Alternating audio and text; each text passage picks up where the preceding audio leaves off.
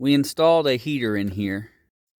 I was on a trip recently, 41 days I was gone, and I broke down for 4 of them. And I was stuck at a truck stop with no heat because the engine wouldn't start. And PMD was temporarily mounted because I didn't know what to do. Just like this sleeper box isn't the sleeper box I plan on using. And if I do, it still needs to be painted and customized inside. And the bed back here needs to be sandblasted and Line-X. So the build is not finished, but I needed to use it. That's why it's set up. And the PMD was just temporarily located and it overheated and burned it up. So I've since corrected that. Took 4 days to get in a new one. Let's see. The new one is now mounted right here, as you can see. It's getting wind and air and everything, and it's keeping cool. This one already has its bridge mounted to it.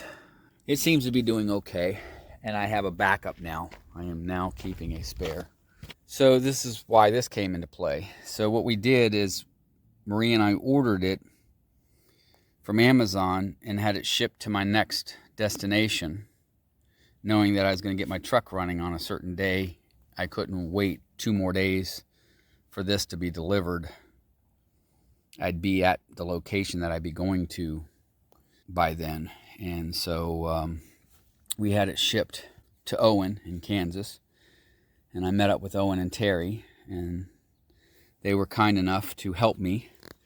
Owen made this plate for me and installed and drilled all the holes and stuff, and we got this installed. What we did is I took the old heater out, and we used the base plate of the old heater to mock up the big opening that was here. Let me see if I can get down to it. So normally there's a big opening here. Oh, forgive me, I'm a little slow this morning. It's cold out here.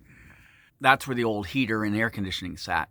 And so we mounted this in that location, and I put it as far as I could at an angle the way it's sitting so that I can utilize more space in here and not against this corner. That way I don't have to move a lot of stuff if I ever have to use it. So this is the way it's hooked up for now. This is the air intake here, the exhaust of course, and the fuel. I just put some diesel fuel in it, so I've got to prime it and get that out. And I'm getting ready to test it, take it through its test mode. So I had to drill the hole here a little bit bigger and put a bigger grommet in to get the wires through. I bought a tool that's supposed to pop those out. It didn't reach because this is too tall. You can see right there where my thumb is at. That's where the connectors are in the plastic, where the contact ends are in the plastic connector or plug, and the tool wouldn't reach down. So I tried several places to see if they could get it on the way home, and they couldn't. So I just went ahead and waited until I got home in the garage that we use when I'm too busy or can't fix something or don't have a lift or don't want to work on a vehicle. I took it to them and they popped it out real quick. And with the 2 connectors out, I went ahead and ran the wires through the grommet, through the hole, and they go into the fuel pump here, which I'll be connecting in a minute. I figured I'd use one of these in possibly an Ultravan. I'm getting ready to do the testing of it. It's a self-test, and it checks everything. So I'm going to plug that in and do that. And then I got to clean out all this stuff. I recently changed the oil since I got home to Rotella synthetic. So that's done, making it easier to start. And this was my home away from home for 41 days, and it worked out really well, except for not having heat for 4 days. And the first night that it broke down, and I woke up shivering and shaking and everything, and I had 3 blankets. So yeah, this is going to be a nice addition to this, so that in case I ever need it, it's there.